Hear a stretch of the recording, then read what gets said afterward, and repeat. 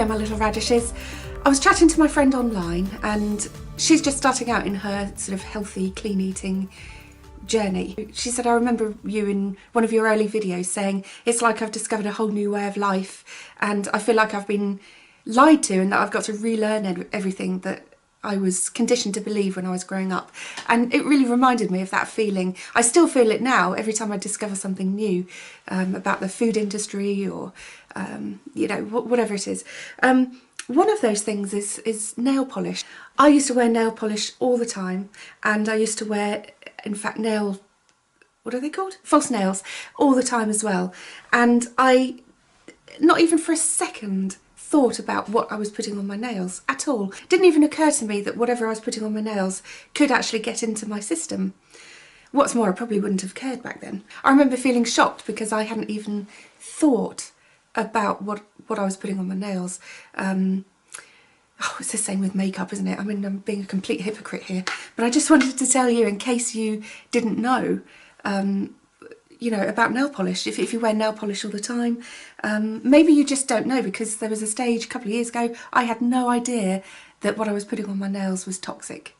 So I thought I would read you an article rather than me try and tell you. Let's get someone who actually knows what they're talking about. A study led by Duke University and the Public Health Advocacy Organisation Environmental Working Group suggests that we absorb at least one potentially hormone-disrupting chemical every time we get a polish. While the impact of this chemical on our health is still unclear, and that is important to say, isn't it? The fact that our body can absorb chemicals through nail polish is cause for concern. The chemical in question is triphenyl phosphate, or TPP.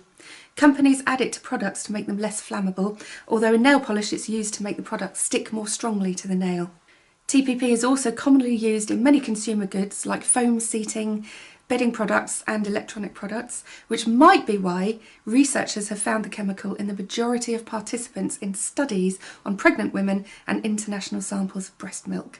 So it might not be the nail polish, it might be something else, but this is what they found, the presence of this chemical in people's bodies. Research found that because TPP causes almost no irritation to the skin and barely any irritation to the eyes, the chemical is of low priority for further work when it comes to human health. While people are advised to seek medical help immediately if accidentally ingested, it's generally regarded as safe to use in all products. However, worrying new correlational studies about the chemical's potential to disrupt hormones in people and animals are causing scientists and activists to take a fresh look.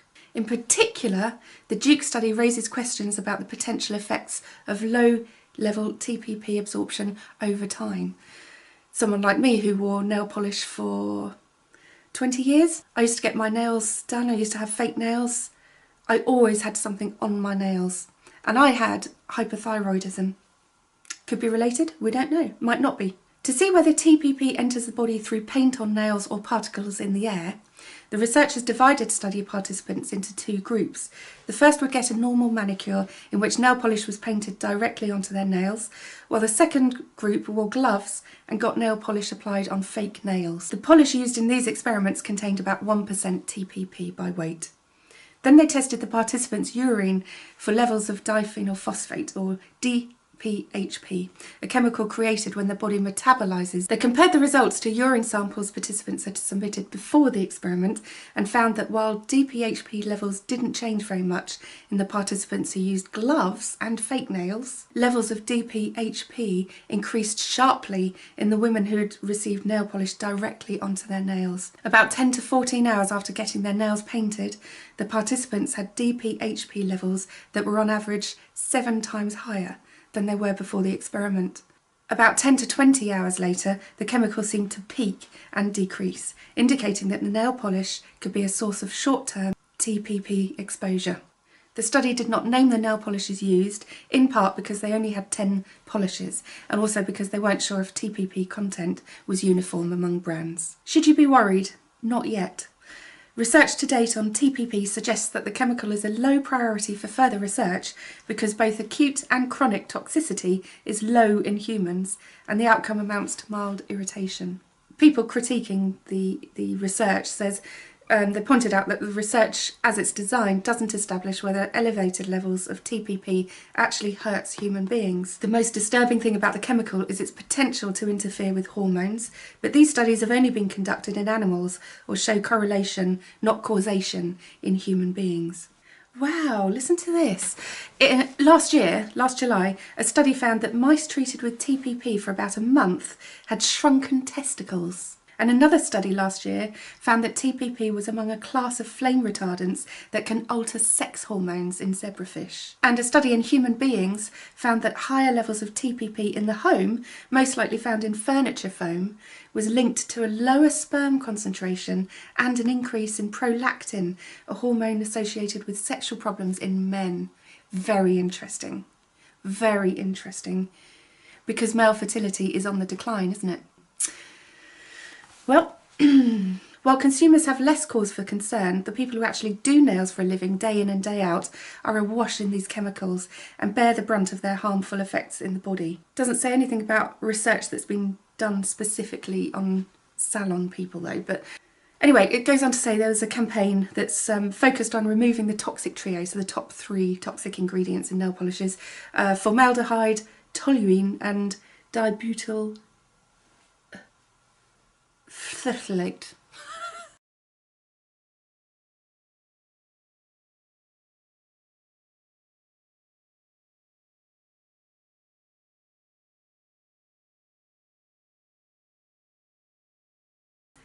So they want to remove these 3 from nail polish formulas because of the harmful effect on nail technicians, so there must have been research done.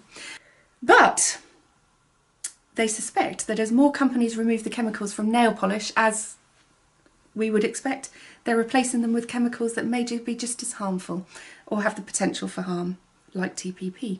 There have been concerns that as the manufacturers are phasing out the dibutyl phthalates, they're replacing it more with triphenyl phosphates. While TPP has always been in nail polishes in small doses, its amount is now increasing in association with the decreased use of dibutyl phthalate.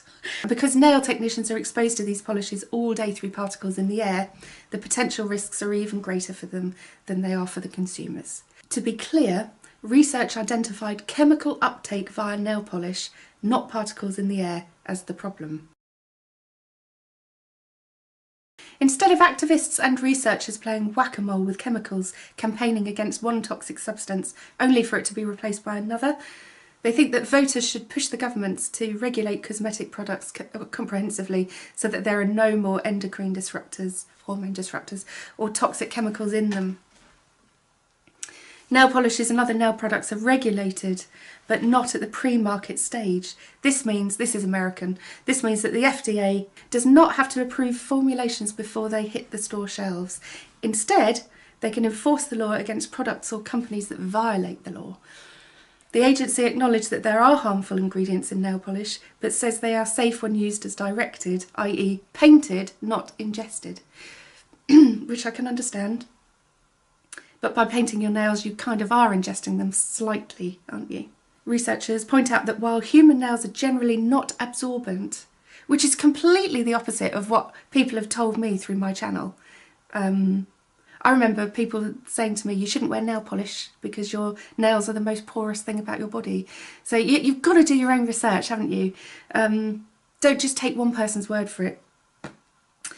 Anyway, this research points out that while human nails are generally not absorbent, certain nail solvents or treatments used before nail polish application may wear down nail material and make it more permeable, allowing the body to absorb chemicals. Now, when I used to get my nails done, my fake nails, false nails, and I used to do them myself, I used to have extremely, my nails, I've torn them all off by doing the pigs and everything, but my nails are quite strong nowadays, but they were extremely thin, and they're still pretty thin, I would say, but they were very, very thin, and that's because I used to file them down so much, because that would make the false nails stick to the bed better.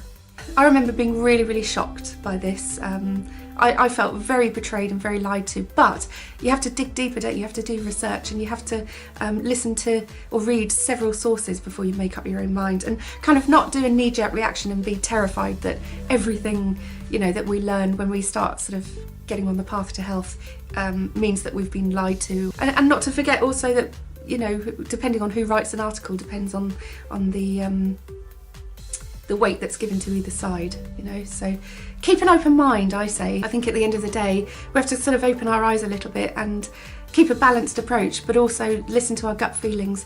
When you open something like this and you smell it and it kind of takes your head off, that's probably an indication that it contains things that could be harmful long term to the body. Thanks for watching, and I'll see you next time. Bye.